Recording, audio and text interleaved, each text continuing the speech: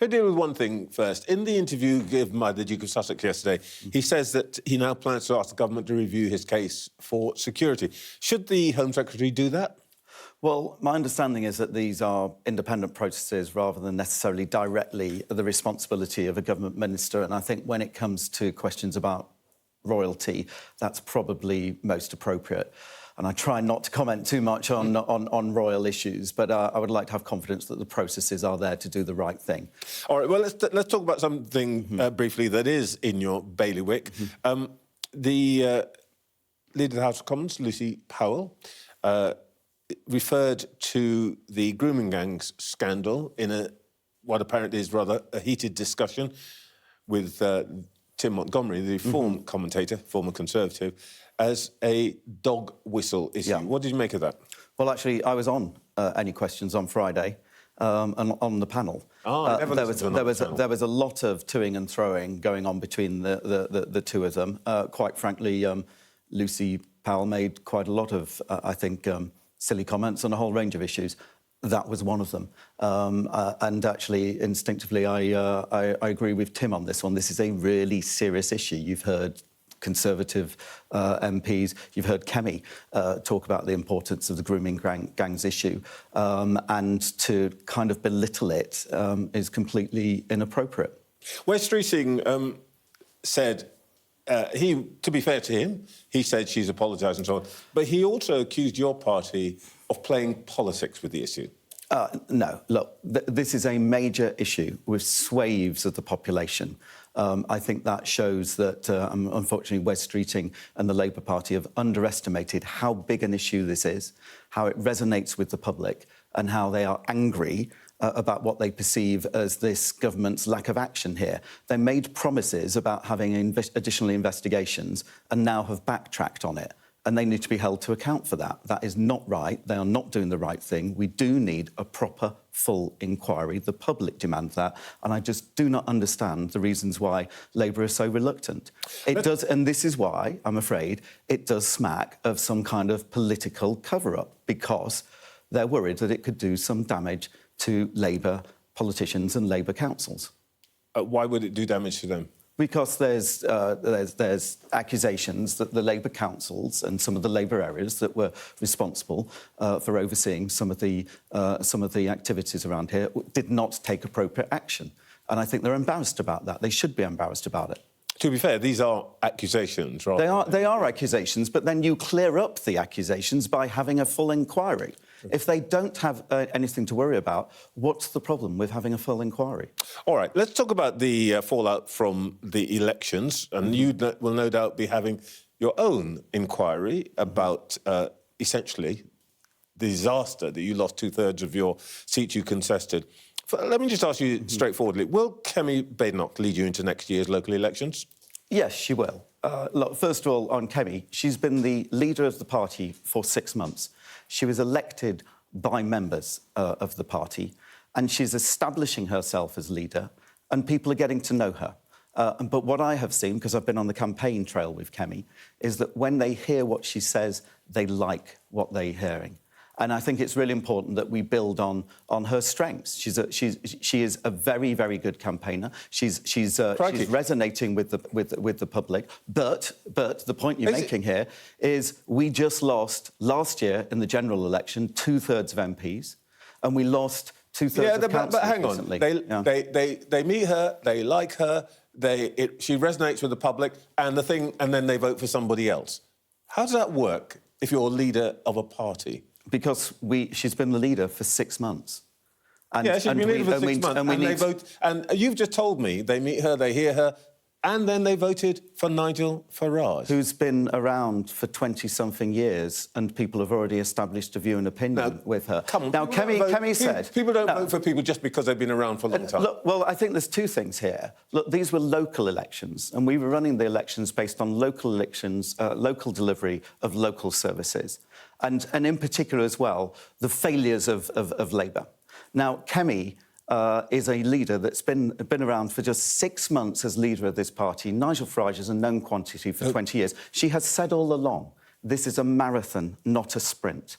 And these are early days. We are renewing the party. It will take time. We knew that all along. But I am very disappointed because we've lost really good councillors who've done nothing other than serve their communities with huge amounts of effort and dignity and professionalism for a long period of time. And I am really sorry that we've lost so many. And we are renewing the party because we need to make sure we learn lessons from both the general election and these elections, and I can assure you we are doing that. Leaders are often tested in their response to a crisis. Your leader said on Friday, you are on track. You're actually on track to becoming the second smaller party on the right of British politics. We took a beating at last year's general election. The British public told us very, very clearly they wanted us to have time in opposition. And what we have to do is use that time in opposition wisely to come up with an alternative government to this country. Using it to become the second party on the right. What we've been focused on is holding this government to account. One of the interesting features of politics over the last few months is that we are doing the job as His Majesty's opposition, the 121 of us in Parliament, of holding this disastrous Labour government to account for their utter failings, putting the economy in reverse, winter fuel tax, attacking farmers. We're the ones doing that day in, day out, whereas the other parties spend most of their time attacking us. We're not in government now. We take our responsibility to hold Labour to account very, very seriously. It's not and instead, we've got other parties spending most of their time attacking us. Well, that is interesting when you say itself. other parties, you're talking about reform now, aren't you? Well, no, the Lib Dems just spend all their time throwing bombs across the opposition side of the benches rather than focusing on Labour. This is an important thing. We are His Majesty's opposition. We take that really seriously. Our job is to hold this disastrous Labour government to account. By the way, there is a reason why Labour have dropped in a poll. There's a reason why Labour had disastrous I've dealt with that with Mr... Well, no, you asked me a question here about this. You asked me about the strategy. Yeah, but you're answering... I've asked you a question, you're answering a different one. Well, now. no, you asked me a question about our strategy, first and foremost, is to do our job, which is to hold this disastrous Labour government to account. I know, and we're doing quite a good job at that. That's why they're dropping in the polls. I know why you want to take us in this direction, which is that you don't want to talk about Nigel Farage and reform. How worried are you about their impact on your party? There is a mood in the country at the moment not to support the two main established parties. We understand the anger and the frustration of the British public against us. We saw that in the last year's general election, which is precisely why we are going through the process of renewal. So you're writing off Farage purely as continued protest? Look, let me answer the question before you go on to the next one, please. Look, Nigel Farage is a force in British politics. He is an incredibly good politician in many ways, but people do know him and he's a known quantity. But the one thing about Nigel Farage is, and we're seeing this again and again and again, he is a populist. He is increasingly saying everything that anybody wants to hear. He's trying to be all things to all men. We are re-establishing ourselves as a credible alternative government based on sound conservative principles and values. And our values and our principles, and therefore our policies, will define the future of our party. Nigel Farage is saying everything to anybody in order to get their votes at the moment, and it's an incredibly effective political strategy in the short term. But you cannot be a party of going around the world trying to get right-wing votes promising low tax and then to other people saying you want, nationalisations and high spending. That's not credible long term. So we will also... the key thing is now, we have an opportunity now to hold reform to account because they've now got some positions of responsibility.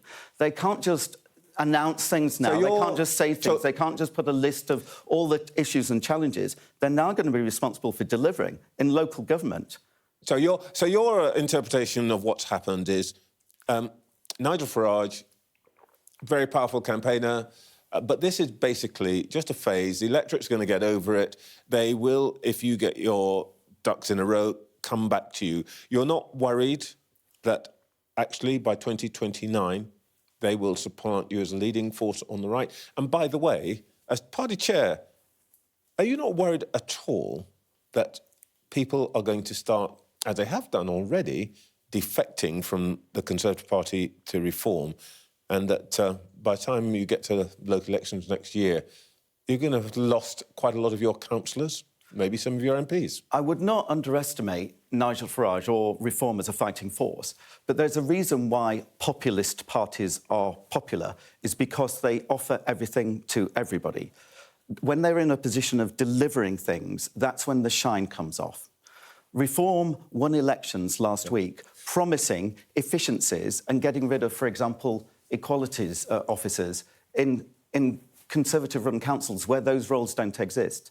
They promised people to have massive reductions in spending and reductions in bills. They even promised, by the way, that they would, that in local councils, the leaflets were all saying, stop the boats and stop climate and net zero. What on earth that has to do with the local council, I don't know. But these are now promises they made, and we will be holding Reform to account now as well, because they've made these promises, and I don't think they're going to be able to deliver.